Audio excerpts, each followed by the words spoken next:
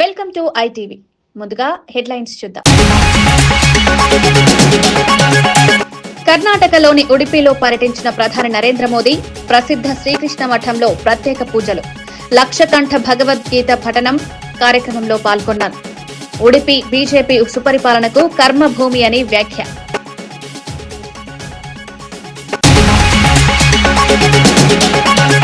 అమరావతిలో 15 బ్యాంకులు, బీమా సంస్థల ప్రధాన కార్యాలయాలకు శంకుస్థాపన. కేంద్ర మంత్రి నిర్మల, సీఎం చంద్రబాబు చేతుల మీదుగా కార్యక్రమం. ఎస్బీఐ, ఎల్ఐసి, నాబార్డ్ వంటి దిగ్గజ సంస్థల రాక. రాజధానికి భారీగా పెట్టుబడులు, ఉద్యోగావకాశాలు. హాజరైన డిప్యూటీ సీఎం పవన్ కళ్యాణ్. రైలు పట్టాలపై బైఠాయించిన కవిత అదుపులోకి తీసుకున్న పోలీసులు. కామారెడ్డిలో రైలు రోకో చేపట్టిన కవిత. కార్యకర్తలకు పోలీసులకు మధ్య తోపులాటలో కవిత చేతికి స్వల్ప గాయం.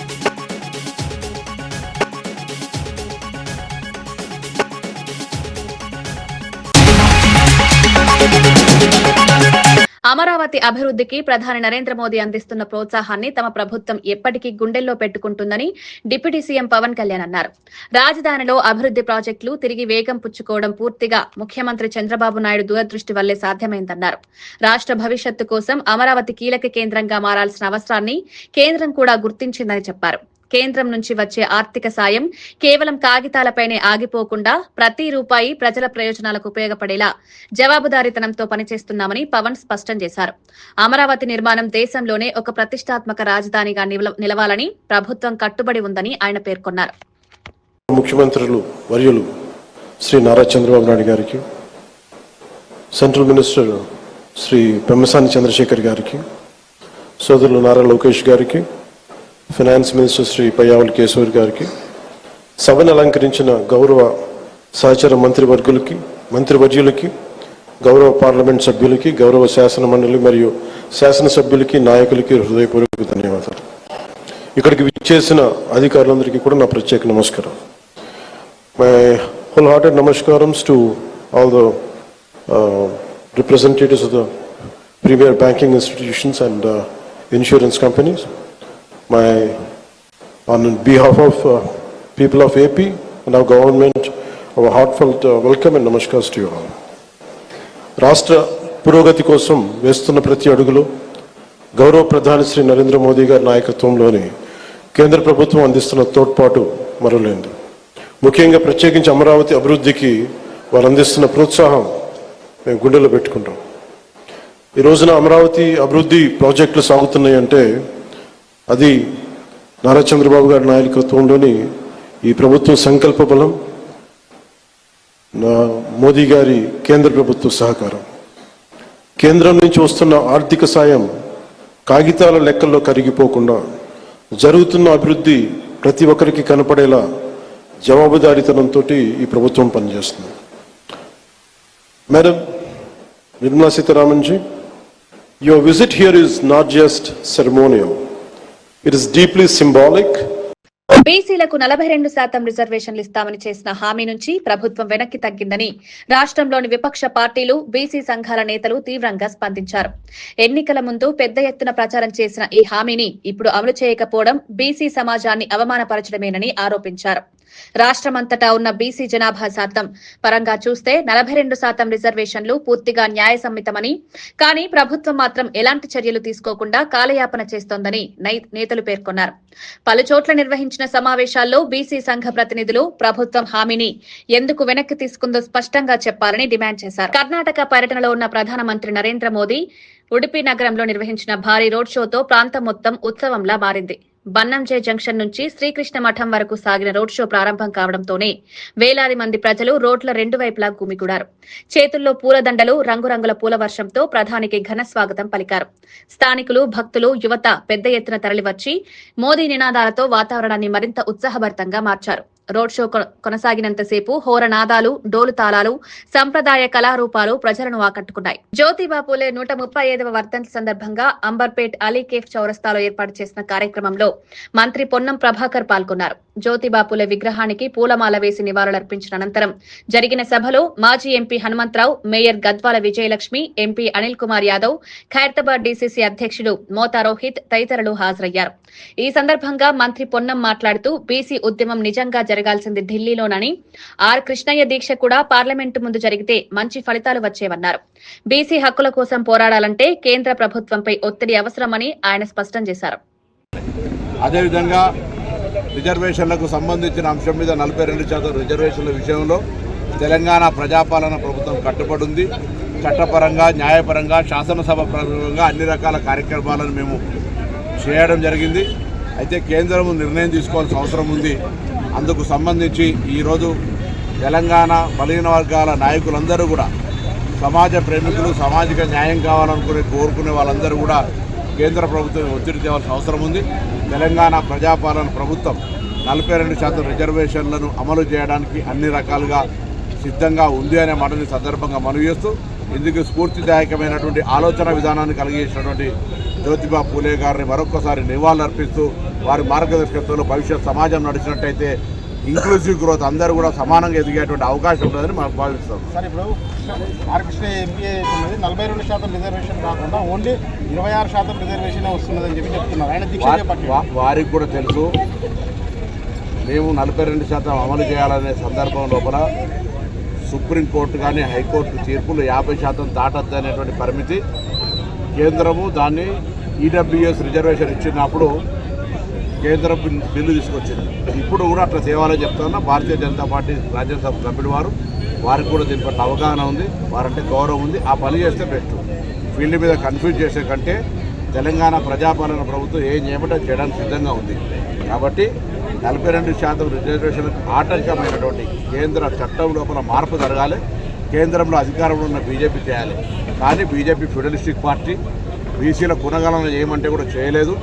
అఫిడవిట్ ఇచ్చింది సుప్రీంకోర్టులో. కానీ రాహుల్ గాంధీ గారి నినాదం చిత్తునే ఆపజుతునే ఇచ్చేదారి అన్న తర్వాత కులగణన ఒప్పుకుంది.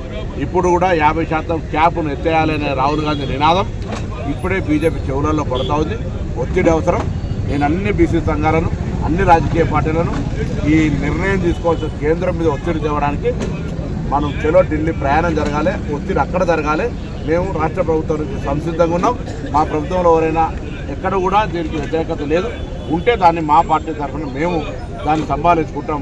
కానీ ఈ నిర్ణయం జరగాల్సిన వేదిక కేంద్ర ప్రభుత్వం అనే మాట మరొకసారి కోరుతాం.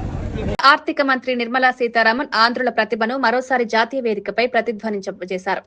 బెనారస్ హిందూ యూనివర్సిటీలో జరిగిన కార్యక్రమంలో ఆమె ప్రసంగం ఆంధ్ర విద్యార్థుల సైన్స్ ప్రతిభతో ప్రారంభమైంది. టిబెట్ లో ఆచార్య నాగార్జునుడు చూపించిన రసాయన శాస్త్ర మేధస్సును స్మరించుకుంటూ మన రాష్ట్ర ప్రజల కీర్తి ఎంత లోతుగా ఉందో వివరించారు. ఆంధ్రులకు ఉన్న శాస్త్రీయ దృక్పథం తరతరాలుగా దేశానికి శక్తినిస్తోందని నిర్మలమ్మ చెప్పారు. అమరావతిలో బ్యాంకుల రాకతో పాటు రాబోతోన్న ఖగోళ ప్రాజెక్టులపై కూడా నిర్మలా సీతారామన్ వివరించారు. ఈ అభివృద్ధి ఆంధ్ర విజ్ఞాన రంగానికి మరింత బలం చేకూర్చనుందని అన్నారు. ఇప్పుడు ఐటీలో చాలా కాన్సన్ట్రేషన్ పోతుంది. బట్ ప్యూర్ సైన్సెస్ లో, కెమిస్ట్రీ, ఫిజిక్స్ లో ఎంతమంది ఇక్కడి నుంచి పేరు పొందిన వాళ్ళు లేరు. గ్రేట్ కాంట్రిబ్యూషన్స్ చేశారు. అందువల్ల క్వాంటమ్, ఏఐ, ఇవన్నీ కూడా పెరగడం ఒక ఎత్తు.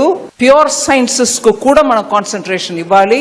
దాంట్లో ముందు వచ్చి సీఎం గారు astrophysics, Indian institute of astrophysics తోటి ఒక MOU సైన్ చేశారంటే ఐఎమ్ వెరీ ఇంప్రెస్డ్. అండ్ దానికి ఇండియన్ ఇన్స్టిట్యూట్ ఆఫ్ ఆస్ట్రోఫిజిక్స్ లో సింప్లీ సూపర్ పని చేసే డాక్టర్ అన్నపూర్ణి గారే వచ్చి MOU ఇక్కడ ఎక్స్చేంజ్ చేశారంటే దానికంటే హైయెస్ట్ ఎక్స్పెక్టేషన్ మనం చేయలేము. ఆమె, నేను ఒక జస్ట్ ఉదాహరణ చెప్తా. లదాఖ్ లో నార్మల్ గానే వెళ్తే అక్లమైటైజ్ చేయడానికి 2 days పడుతుంది. వెళ్లే వాళ్ళు అందరికీ చెప్తారు, స్పీడ్ గా నడవద్దు, మెల్లగా నడవండి, మెట్లు ఎక్కుతున్నప్పుడు జాగ్రత్త, ఊపిరి దిద్దు కష్టపడుతుంది. అంటే ఆక్సిజన్ లెవెల్ తక్కువ ఉన్న ప్రాంతం అది. అక్కడ ఇంకా దూరం డీప్ ఇంటూ లదాఖ్ లో హ్యాండ్లే అని ఒక ఏరియా ఉంటుంది. అక్కడ మీకు డార్క్ స్కై అనే కాన్సెప్ట్ అక్కడ వెళ్తేనే మనకు అర్థం అవుతుంది. లిటరలీ మనం ఆకాశంలో ఉన్న ప్రతి ఒక్క నక్షత్రాన్ని మనం చూడటానికి అంత చీకట్ అన్నమాట. ఊరికే బైనాకులర్ అక్కర్లా, నిలబడితే రాత్రి కనపడుతుంది మీకు ఎంటైర్ మిల్కీ వే. అక్కడ ఒక ఇన్స్టిట్యూట్ పెట్టి ఆబ్జర్వేటరీ పెట్టి దాన్ని నడుపుతున్నది ఇండియన్ ఇన్స్టిట్యూట్ ఆఫ్ ఆస్ట్రోఫిజిక్స్. అక్కడ వెళ్ళి నిలబడితే ఊపిరి ఆడదు. మనకి ఆక్సిజన్ తక్కువ వల్ల మనకు చాలా కష్టం. అక్కడ ఆక్సిజన్ సిలిండర్ పెట్టి ఉంచుతారు ఎవరైనా ఏదైనా అసంభావితముగా జరిగితే ఎలాగా అని. అక్కడ ఈవిడ వెళ్ళి అక్కడ you can see the sky. నేను వెళ్ళి చూశాను. Amazing experience. సో దాన్ని మన రియల్ టైం చూడటానికి అబ్జర్వేటరీలో ఈ ప్లానెటోరియంలో లేటెస్ట్ సైన్స్ తీసుకొచ్చి చేస్తున్నారు. మైసూర్లో నా ఎంపీ ల్యాబ్స్ ఫండ్ ని పెట్టి ఒక ఎక్స్పెరిమెంట్ గా మొదలు పెట్టిన పని జనవరి ఫిబ్రవరిలో కంప్లీట్ అవుతుంది. కానీ దానికి ముందు నుంచే 2 సంవత్సరం నుంచి ఆ ప్రాంతంలో ఉన్న ప్రైమరీ స్కూల్ పిల్లలందరినీ కూడా తీసుకొచ్చి అక్కడ కన్నడలో వాళ్ళకి ఎక్స్ప్లెయిన్ చేస్తే ఇది ఏంటి విషయం అని ఒక క్యాంప్ లాగా నడిపితే పిల్లలు చూడాలి ఇవాళ సైన్స్ లో ఎంత ముందుకు వెళ్తున్నారని. అక్కడ అట్లాంటి ఇంట్రెస్ట్ తయారు చేసిన వాళ్ళు ఇండియన్ ఇన్స్టిట్యూట్ ఆఫ్ ఆస్ట్రోఫిజిక్స్. నేను సీఎం గారికి రిక్వెస్ట్ చేశాను, ఎంత ఫ్యూచరిస్టిక్ క్యాపిటల్, ఈ టెక్నాలజీ మన దగ్గర లేదు. భారతదేశంలో చాలా ప్లానటేరియం ఉన్నాయి. వాళ్ళు ఏం చేస్తారంటే ఆకాశాన్ని ఒక రికార్డ్ చేసి పెట్టుకుంటారు. అది ఎప్పుడైనా ఒకసారి ఒక షోలో రాత్రి మన బిర్లా ప్లానటోరియం కూడా ఉంది హైదరాబాద్, చూసాం, మనం అందరం కూడా వెళ్ళాం. ఆ రికార్డెడ్ షోని చూపిస్తారు. కానీ ఈ టెక్నాలజీ ద్వారా మనకు దొరికేది ఏంటంటే రియల్ టైం హ్యాండ్లీలో లేకపోతే కొడైకెనాల్లో ఉన్న అబ్జర్వేటరీ ద్వారా డార్క్ స్కైలో కనపడే ప్రతి ఒక్క నక్షత్రం, ప్రతి ఒక్క ప్లానెట్, ఎంటైర్ మిల్కీ వే మనం కూర్చొని చూడవచ్చు. జస్ట్ ఇమాజిన్ అండి, మన పిల్లలకి ఇట్లాంటి సైన్స్ ని నేర్పించి చూపించి వాళ్ళకి ఒక ఆస్పిరేషన్ ని బిల్డప్ చేస్తే భారతదేశంలో ఇప్పుడు ఉన్నటువంటి స్కిల్స్ కంటే ఇంకా ఎంత రెట్లు మనం పెరగొచ్చు. మన చీఫ్ మహేష్ కేసీఆర్ పై మండిపడ్డారు. తెలంగాణ కోసం కేసీఆర్ చేసిన దీక్ష అసలు ప్రజల కోసం కాదని, పూర్తిగా నాటకమని విమర్శలు చేశారు. తెలంగాణ సెంటిమెంట్ ను కేసీఆర్ కుటుంబ ప్రయోజనాల కోసం వాడుకున్నారని మహేష్ ఆరోపించాడు. రాష్ట్ర ప్రజలు ఎన్నాళ్లు సాధించిన ఉద్యమాన్ని కేసీఆర్ ఒక రాజకీయ పథకంగా మార్చేశారని చెప్పారు. 3 రోజులకే విరమించిన దీక్షను తెలంగాణ కోసం చేసిన గొప్ప త్యాగంగా చూపించుకోవడం తనదైన శైలి అని వ్యాఖ్యానించారు. కేంద్ర తీవ్రంగా నడుస్తున్న సమయంలో ప్రజల యొక్క సెంటిమెంట్ ని అడుగడుగున వాడుకున్న రోజుల్లో తెలంగాణ కోసం దీక్ష చేస్తున్నట్టుగా దీక్ష మొదలుపెట్టి ఆసుపత్రిలో చేరి నిమ్స్లో 3/12/2009లో చేరి 11/12/2009లో డిశ్చార్జ్ అయినారు. ఇలా వాళ్ళు గొప్పగా చెప్పుకొని దీక్షా దివస్ పేరిట మళ్ళీ కొంత సెంటిమెంట్ని రాజేసే ప్రయత్నం చేస్తున్న తరుణంలో నేను ముందుకు రావడం జరిగింది. కాదా, అదర్వైజ్ ఇది ఎప్పుడు 2009లో ముగిసిన అధ్యాయం, దాని గురించి మాట్లాడాల్సిన అవసరం లేదు. ఆనాడు ఏ రకంగా దీక్ష జరిగింది,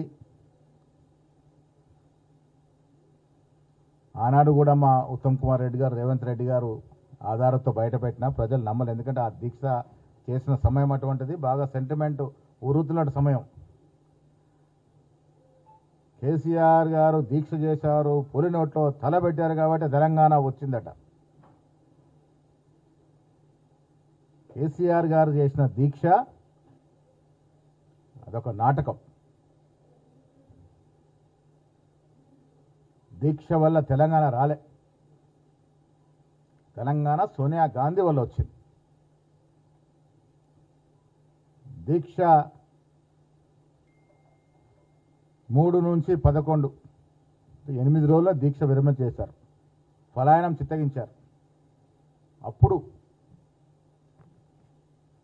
ఉస్మానియా యూనివర్సిటీ మొదలుకొని అన్ని యూనివర్సిటీల విద్యార్థులు, యువకులు, అందులోనూ దళిత బిడ్డలు, బీసీ, ఎస్సీ, ఎస్టీ బిడ్డలు ఉద్యమాన్ని చేపట్టిన సందర్భం. ఈ బిడ్డల యొక్క ఉద్యమాన్ని చూసి చలించి సోనియా గాంధీ గారు తెలంగాణ ఇచ్చినారు. మరి దీంట్లో కేసీఆర్ గారి పాత్ర ఏంటో, బీఆర్ఎస్ నాయకుల పాత్ర ఏంటో తెలుసుకోవాలి. దీక్ష చేసినటువంటి తీరు మీకు ఇవాళ ఎన్ని రోజుల తర్వాత మీ ముందుకు వచ్చి నేను వాస్తవాలు చెప్పాల్సి వస్తుంది. దీక్ష నిజమైన దీక్ష కాదు. రకరకాల ఫ్లూయిడ్స్ తీసుకొని కాస్త 8 రోజులు ఫ్లూయిడ్స్ మీద దీక్ష చేసినారు. మీకు అన్నీ కూడా డాక్టర్స్ ఇచ్చినటువంటి రిపోర్ట్స్, ఏమేం ఫ్లూయిడ్స్ వాడారు, ఏ రకమైన విటమిన్స్ వాడారు, ఏ రకంగా దీక్ష నడిచింది, అది అసలు దీక్షనేనా, గతంలో పొట్టి శ్రీరాములు చేసినట్టు దీక్షకి దీనికి ఏమైనా పోలికుందా, పొంతనం ఉందా, అసలు ఈ దీక్ష వల్ల తెలంగాణకు జరిగిందేమిటి, ఒరిగిందేమిటి, ఇవన్నీ కూడా దీంట్లో మీకు డాక్టర్స్ రిపోర్ట్ మీ అందరికీ ఇవ్వడం జరుగుతుంది. హుజరాబాద్ నియోజకవర్గానికి చెందిన ఎమ్మెల్యే పాడి కౌశిక్ రెడ్డిని బీఆర్ఎస్ పార్టీ ఒక బకరాలా వాడుకుంటోందని కాంగ్రెస్ నేత ప్రేమ్ సాగర్ రెడ్డి మండిపడ్డారు. దేవుడు అంత పెద్ద ఎత్తు ఇచ్చాడు కానీ అందులో గింతంత మెదడు కూడా పెట్టలేదంటూ కౌశిక్ రెడ్డిపై తీవ్ర విమర్శలు చేశారు. చెక్ డ్యాం కూలిన ఘటనపై ఎమ్మెల్యే పూటకో మాట మార్చడం ప్రజలను గందరగోళానికి గురిచేస్తోందని ఆరోపించారు. హుజరాబాద్ ఎన్నో గొప్ప నాయకులను తీర్చిదిద్దిన నేల అని, ఇలాంటి తప్పుడు వ్యాఖ్యలు చేసే నేతలను ప్రజలు గమనిస్తున్నారని ప్రేమ్ సాగర్ రెడ్డి చెప్పారు. ఇంతలో ఇంత మెదడు సరిగ్గా ఇయ్యనట్టున్నాడు నీకు. ఆ చిన్న మెదడో పెద్ద మెదడో ఏదో సిటీ స్కాన్ చేయించుకో, నువ్వు జరా ఎంఆర్ఐ చేయించు. మరి చేయిస్తే ఎక్కడో అక్కడ లోపం ఉంటది. ఆ లోపం వల్లనే నువ్వు ఏది పడుతుంది మాట్లాడతావు, అప్పటికప్పుడే తప్పైందని చెప్తావు. అంటే మీ వాళ్ళు చెప్పేదే ఇదంతా ఇప్పటికెప్పుడే తిట్టడం, మళ్ళా సారి తీసుకుపోయి మళ్ళా సారి చెప్పడం, విచిత్రమైన లక్షణాలు ఉంటాయని తెలుసు. కానీ నువ్వు మరీ ఇంత అధ్వానంగా మారి ఆ వీడియో ఏదైతే ఉందో ఆ వీడియోని తీసుకొని నువ్వు సంబంధిత అధికారులను తీసుకొని వస్తావా, నీ గన్మెన్ ఎంబడి పెట్టుకుని వస్తావా, లేకపోతే నీకేమైనా రక్షణ కావాలంటే మేము ఉంటాం. అది ఇక్కడి నుంచి అక్కడ దాకా అది ఎక్కడ ఉందో, నువ్వు చూపెట్టినటువంటి వీడియో ఎక్కడైతే ఉందో దాన్ని మాకు చూపెట్టాలని చెప్పి, అదేవిధంగా అప్పుడున్నటువంటి గుత్తేదారులు కూడా చెక్ డ్యామ్లు కట్టాలంటే ఒక ఇక్కడనే కాదు, ఆప్రాణాన్ని కట్టవలసి వస్తుంది. చెక్ డ్యామ్ గోడ కట్టినప్పుడు దానికి అటు ముందర గాని వెనక గాని ఫోర్స్ వచ్చి నెట్టకుండా ఉండడానికి మరి ఆ గుట్టల దగ్గర బ్లాస్ట్ చేసినటువంటి బండలు గాని, లేకపోతే వ్యవసాయ భూముల దగ్గర కూడా బ్లాస్ట్ చేసిన బండలు కూడా తీసుకొచ్చి ఇక్కడ పోయడం జరుగుతుంది. మీరు ఈ చెక్ డ్యామ్ ముందర గాని వెనక గాని పరిశీలించినట్టయితే అటువంటి బండలు ఇక్కడి నుంచి అక్కడికి పరిచయం ఉంటాయి. ఆ పరిచినటువంటి పూసన లేకపోతే ఆ వైరా అది నిన్న మొన్న పెట్టి పేల్చిరా ఏంటి అనేది మనం తెలుసుకుందాం. కొన్ని నిజాలు వీడియో ద్వారా ఇట్లా పెట్టి అట్లా తీసేసినావు. ఏమి ఈ పరిసర ప్రాంతాలను చూపెట్టవా, అది ఎక్కడైనా చూపెట్టవా? ఒకటే వీడియో ఎస్ మీరు ఎమ్మెల్యే గారు రాజీనామా చేయాలి. నీ తాత సొమ్ము ఉన్నది ఈడ, నువ్వు చెప్తే ఈడక్కడ వినడానికి ఉన్నాడు. నువ్వు చెప్తే ఆయన ఒక నాయకుడు అనేవాడు జనం నుంచి పుట్టుకొచ్చిన విజయరామరావు, జనం కోసమే పనిచేయడానికి ఉన్నాడు. మీ లెక్క అవినీతిగా అడ్డగోలుగా సంపాదించుకోవాలి, ఇసుక మీద వస్తాయా, వడ్ల మీద వస్తాయా, గుత్తేదారులను బెదిరించడమా, ఇట్లాంటి ఆలోచన కలిగిన నాయకుడు కాదు మా నాయకుడు. మరి మీరైతే మరీ అధ్వానంగా ఆఖరికి అత్తే మీ బతుకులేందంటే హోటల్ తిని ఆ హోటల్ బిల్ కట్టడానికి కూడా నాకు ఇది పదవి అంటే చెప్పుకున్నంత చిల్లర నీతి మాలిన రాజకీయాలు చేసే మీరు, అసలు మీకు విఘ్నత లేదు. మీకు ఆ జనాలు ఓటేసిరంటే హుజరాబాద్ ప్రజలకు నిజంగా కూడా మొక్కాలి వాళ్ళకు. ఎందుకంటే కేవలం నీ బిడ్డను నీ భార్యను నిజంగానే వీడు చచ్చిపోతాడు కావచ్చు అనే ఉద్దేశంతో పోనీ గాడిద కొడుకు ఒకసారి గెలితే గెలవని ఏం పోయిందని చెప్పి ఓట్లెత్తే వేయచ్చు. కానీ ఇంకొకసారి నీ ఊర్లో నువ్వు కూడా వార్డు మెంబర్ చేసిన గెలవచ్చు. పాడి కౌశిక్ రెడ్డి గారు ఇంకొకసారి ఇట్లాంటి సిగ్గుమారినటువంటి అబద్దపు నిజాన్ని అబద్దం చేయడం కోసం ఏదో వీడియోలు పెడతా అంటే చెప్తే ఇక్కడ ఎవరు చూస్తూ ఊరుకోరు. ఇక్కడ కాదు, అవసరం అంటే నీ జమ్మికుంట హుజరాబాద్ చౌరస్తలకు వచ్చి మరి నీ ఫ్లెక్సీ తీసి మరి దానికి తగిన గుణంగా మరి రకరకాల దండలేసి గాడిదల మీద బర్రెల మీద దున్నపోతుల మీద ఊరేంపు చేసే కార్యక్రమాన్ని తీసుకుంటాం. చాలా జాగ్రత్త. ఇదే ఫస్ట్ అండ్ లాస్ట్ వార్నింగ్ అని తెలియజేస్తూ ఇంకొకసారి చౌకబారు రాజకీయాలు చేసినట్టయితే పెద్దపల్లి గడ్డ మీద నడవది. అదేవిధంగా హుజరాబాద్ లో అక్కడ కూడా మా క్యాడర్ ఉంది. హుజరాబాద్ లో కూడా నిన్ను లేకుండా తరిమి కొట్టేదా కూడా విజయన్న గాని విజయన్న నాయకత్వంలో పనిచేసి మేమందరం కూడా కలిసి కట్టుగా పనిచేసి ఇంకొకసారి నువ్వు ప్రజాస్వామ్యంలో ఏ ఒక్క చిన్న పదవి కూడా రాకుండా నేను అడ్డుకుంటామని తెలియజేస్తూ ముగిస్తా ఉన్నాం. బీసీ రిజర్వేషన్ల విషయంలో బీజేపీ కాంగ్రెస్ చేస్తున్న విమర్శలు పూర్తిగా విడ్డూరంగా ఉన్నాయని ప్రభుత్వ విప్ ఆది శ్రీనివాస్ మండిపడ్డారు. అసలు బీసీ రిజర్వేషన్లకు అడ్డుకట్ట వేస్తూ వచ్చిన పార్టీలు ఇప్పుడు నాటకీయంగా మాట్లాడడం ప్రజలను మభ్యపెట్టే ప్రయత్నమేనన్నారు. ఎన్నికల సమయంలో ఇచ్చిన హామీలను అమలు చేయడంలో ప్రభుత్వం కట్టుబడి ఉందని, అయితే అవసరమైన విధానపరమైన చర్యలు పూర్తయ్యే వరకు ఇలాంటి ఆరోపణలు చేయడం రాజకీయ ప్రయోజనాల కోసమేనన్నారు. తెలంగాణలో కాంగ్రెస్ పార్టీ ప్రభుత్వం తమ సిద్ధశుద్ధి నిరూపించుకొని అసెంబ్లీలో చట్టాలను కూడా రూపొందించబడి అంటే గవర్నర్ గారి దగ్గరకు పంపించినటువంటి అంశం, కేంద్ర ప్రభుత్వానికి పంపించిన అంశం ఈరోజు లక్ష్మణ్ గారు మీకు తెలదని అడుగుతా ఉన్నాం. సిద్ధశుద్ధి లేని భారతీయ జనతా పార్టీకి అంటున్నాం. ఇప్పటికైనా నిజంగా బీజేపీకి బీసీల పైన చిత్తశుద్ధి ఉంటే కేంద్ర ప్రభుత్వమైన ఒత్తిడి తీసుకుని వచ్చి 40% రిజర్వేషన్ ఇవ్వాలని. జనం బాట కార్యక్రమంలో భాగంగా కామారెడ్డిలో పర్యటిస్తున్న తెలంగాణ జాగృతి అధ్యక్షురాలు కవిత బీసీ రిజర్వేషన్ల పెంపును డిమాండ్ చేస్తూ రైలు రోకో నిరసన చేపట్టారు. జాగృతి నేతలతో కలిసి రైల్వే ట్రాక్ పై బైఠాయించి తమ ఆవేదనను వ్యక్తం చేశారు. బీసీలకు అన్యాయం చేస్తే ఖబర్దార్ అంటూ ప్లకార్డులతో ప్రదర్శించడంతో అక్కడి వాతావరణం ఉద్రిక్తంగా మారింది. బీసీ సమాజానికి న్యాయం చేయాలంటే రిజర్వేషన్లను తక్షణం పెంచాలని కవిత డిమాండ్ చేశారు. ప్రభుత్వ హామీ అమలు కాకపోవడంతో ప్రజల్లో ఆగ్రహం పెరుగుతుందని ఆమె అన్నారు. మా పర్యటన జుక్కల్లో నాగమడుగు ప్రాజెక్టును సందర్శించడంతో ప్రారంభించి ఆ తర్వాత నిజాం సాగర్ పోయి అక్కడి నుంచి నాగిరెడ్డిపేట్, ఆ తర్వాత లింగంపేట్, ఆ తర్వాత కామారెడ్డి పట్టణానికి రావడం జరిగింది. మరి మీ అందరికీ తెలుసు, కామారెడ్డి ఈ మధ్య వార్తలలో ఉన్నది. ఎందుకోసం అంటే విపరీతమైనటువంటి వర్షం వచ్చి కామారెడ్డి పట్టణంలో చాలా కాలనీలు నీట మునిగినటువంటి పరిస్థితి. అయితే కామారెడ్డికి ఉండేటటువంటి ఆ ప్రత్యేక పరిస్థితి దృష్ట్యా ముఖ్యమంత్రి రేవంత్ రెడ్డి గారు పర్యటనకు రావడం జరిగింది. ఆగస్టు 27, 28 తేదీల్లో భారీ వర్షాలకు కామారెడ్డి అతలకుతలం అయిపోయి ఈ జిల్లాలో ఉన్న 94,000 ఎకరాల్లో వరి, పత్తి, మొక్కజొన్న, సోయా ఈ కూరగాయల పంటలన్నీ కూడా, వాటితో పాటు కూరగాయల పంటలన్నీ కూడా దెబ్బతిన్నాయి. మరి దెబ్బతిన్నాయి. ఆ సందర్భంలో ముఖ్యమంత్రి గారు 24 ఆగస్టుకు రాకుండా బాగా వానలు పడుతున్నాయి, నా హెలికాప్టర్, నా గాలి మోటార్ గాలి ఎగురుతలేదు కాబట్టి నేను తర్వాత పర్యటనకు వస్తా అని చెప్పి సెప్టెంబర్ 4వ తారీఖు నాడు పర్యటనకు రావడం జరిగింది. వచ్చి ఆయన అన్ని తిరిగిపోయిండు, చూసుకొని ముఖ్యమంత్రి గారు అన్న మాటలు ఏంటంటే, వరదల కారణంగా చనిపోయిన వారి కుటుంబాలకు 5 లక్షల రూపాయలు ఇస్తాం, పంటలు దెబ్బతిని ఇసుక మేటలు ఎక్కడైతే వేసినాయో వారందరికీ ప్రత్యేక సాయం అందిస్తాం, పశువులు చనిపోయిన వారిని ఆదుకుంటాం, ఇండ్లు కూలిపోయిన వారికి ఇందిరమ్మ ఇండ్లు ఇస్తాం, వరద సాయంపై మళ్ళీ 15 రోజుల్లో సమీక్ష చేసి మీ అందరికి అండగా ఉంటా అని ముఖ్యమంత్రి గారు ఆనాడు చెప్పడం జరిగింది. దారుణం ఏంటంటే ఇంట్లో ఏ ఒక్కటి కూడా జరగలేదు. కేవలం ఒక 400 ఇండ్లకు 11,000 రూపాయలు తక్షణ సహాయం కింద అందించి బయటపడ్డారంటే ఇంతవరకు ప్రభుత్వం నుంచి ఎవరు కూడా వెనక్కి తిరిగి చూసిన పరిస్థితి లేదు. నిన్న మేము పోయి మరి ఏదైతే పంటలు మునిగిపోయినటువంటి రైతులు వారి కుటుంబాలతో మాట్లాడితే వాళ్ళ బాధ కాదు, దాదాపు 2-3 ఫీట్లు ఇసుక పేరుకపోయి ఉన్నది. దాంతోపాటు కొట్టుకొచ్చినటువంటి రాళ్ళు, రప్పలు కనీసం ఆ పొలం పొతం చేసుకొని చేద్దామంటే కూడా పని వారి దగ్గర ₹1 లేనటువంటి పరిస్థితి. ఎందుకంటే ఇండ్లకిండ్లు కొట్టుకపోయి కట్టుబట్టలతో రోడ్డు మీద ఉన్న పరిస్థితి. మరి ప్రభుత్వం మాత్రం కనీసం తిరిగి వెనక్కి చూస్తలేదు. ఈ ముఖ్యమంత్రి గారు ఆనాడు కామారెడ్డి నుండి కూడా పోటీ చేసిండ్రు. మరి చాలా మంది ఆయనకు కూడా ఆ రోజు ఓటేసిండ్రు. ఇవాళ కొడంగల్ మీద ఏదైతే ప్రత్యేకమైన శ్రద్ధ పెట్టి ముఖ్యమంత్రి గారు పనిచేస్తున్నారో, కామారెడ్డి మీద మాత్రం సీత కన్ను వేసినారని చెప్పక తప్పలేదు. ₹1 కూడా కామారెడ్డికి రాలే. దాంతోపాటు ముఖ్యమంత్రి గారు వెళ్ళేటప్పుడు తొవ్వల బ్రిడ్జ్ కూడా చూసుకుంటూ పోయాను. లింగంపల్లి టు కామారెడ్డి వచ్చే మధ్యలో ఉండే బ్రిడ్జ్ కొట్టుకపోయింది. అది దాన్ని కూడా ఆయన అక్కడ ఆగి చూసిండు. ఎంత దారుణం అంటే ఇంత నాగరిక ప్రపంచంలో కామారెడ్డి టు లింగంపల్లి మళ్ళీ మీదికి అది జుక్కల దాకా పోతుంది.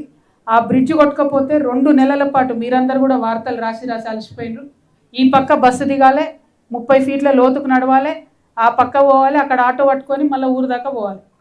అటువంటి పరిస్థితుల్లో 2 నెలలు కామారెడ్డి ప్రజలు ఇబ్బంది పడితే తర్వాత కాంట్రాక్టర్కి ఇస్తే ఆయన వచ్చి మట్టి పోసిపోయాడు.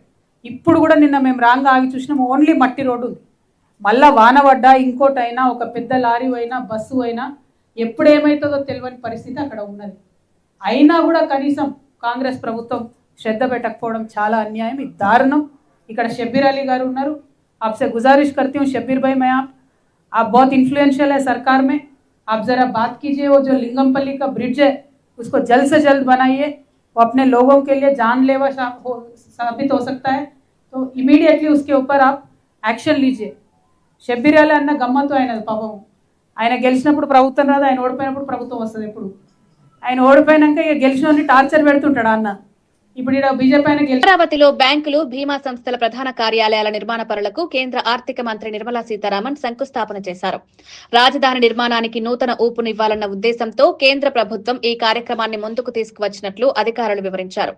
పలు జాతీయ బ్యాంకులు, ప్రముఖ బీమా సంస్థలు తమ కార్యాలయాలను అమరావతిలో ఏర్పాటు చేసేందుకు ఇప్పటికే అంగీకారం తెలిపినట్లు వెల్లడించారు. శంకుస్థాపన కార్యక్రమంలో మాట్లాడిన మంత్రి, ఆర్థిక రంగ విస్తరణతో పాటు ఉద్యోగాల సృష్టి, సేవల విస్తరణకు అమరావతి కీలక కేంద్రంగా మారుతుందని తెలిపారు.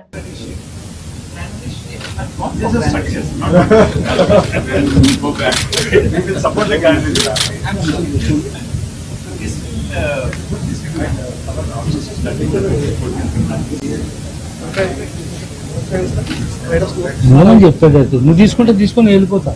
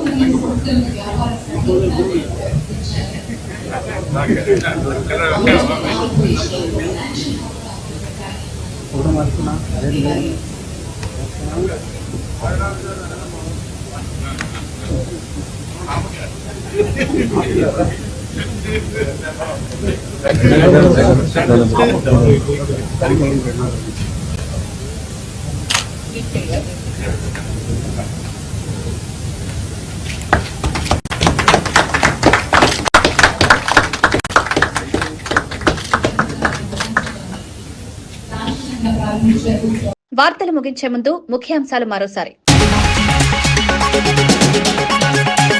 కర్ణాటకలోని ఉడిపిలో పర్యటించిన ప్రధాని నరేంద్ర మోదీ ప్రసిద్ధ శ్రీకృష్ణ మఠంలో ప్రత్యేక పూజలు, లక్షకంఠ భగవద్గీత పఠనం కార్యక్రమంలో పాల్గొన్నారు.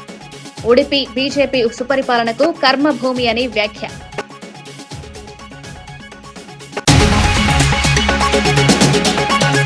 అమరావతిలో 15 బ్యాంకులు, బీమా సంస్థల ప్రధాన కార్యాలయాలకు శంకుస్థాపన. కేంద్ర మంత్రి నిర్మల, సీఎం చంద్రబాబు చేతుల మీదుగా కార్యక్రమం. ఎస్బీఐ, ఎల్ఐసి, నాబార్డ్ వంటి దిగ్గజ సంస్థల రాక, రాజధానికి భారీగా పెట్టుబడులు, ఉద్యోగావకాశాలు. హాజరైన డిప్యూటీ సీఎం పవన్ కళ్యాణ్. రైలు పట్టాలపై బైఠాయించిన కవిత, అదుపులోకి తీసుకున్న పోలీసులు. కామారెడ్డిలో రైలు రోకో చేపట్టిన కవిత, కార్యకర్తలకు పోలీసులకు మధ్య తోపులాటలో కవిత చేతికి స్వల్ప గాయం.